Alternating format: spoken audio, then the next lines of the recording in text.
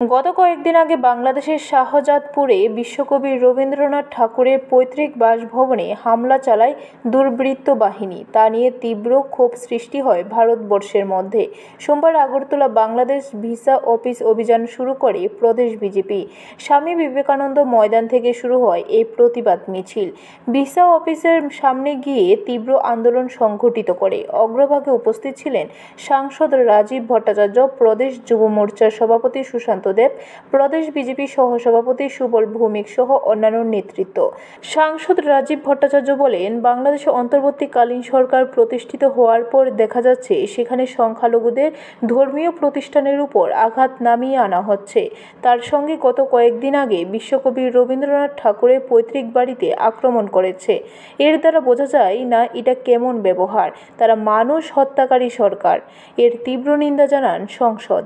তিনি আরও বললেন, যারা এই ধরনের ঘটনা করেছে তাদের অবিলম্বে বাংলাদেশ সরকার যদি ব্যবস্থা গ্রহণ না করে তাহলে ভারতবর্ষ বৃহত্তর আন্দোলন গড়ে তুলবে গোটা বিশ্বে।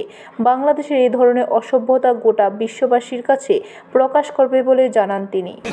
বিশেষ করে এই বাংলাদেশ অন্তর্বর্তী সরকার, ইউনিসেফ সরকার প্রতিষ্ঠার পর থেকে আমরা দেখে আসি আমাদের যারা সংখ্যালঘু আর বিশেষ করে হিন্দু সংখ্যালঘু যারা রয়েছেন তাদের দেবদেবতা, মন্দির, মঠ মন্দির আক্রমণ সংগঠিত করছেন।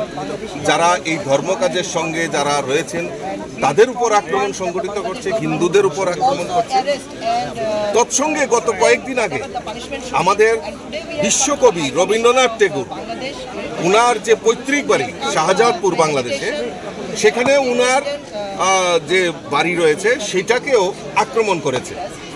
মানে এ ভাবা যায় না যে একটা সরকার না, এটা পৈশাচিক সরকার। এদিন শান্তিপূর্ণভাবে সম্পন্ন হয়েছে বিক্ষোভ কর্মসূচি। ব্যুরো রিপোর্ট, খবর ত্রিপুরা।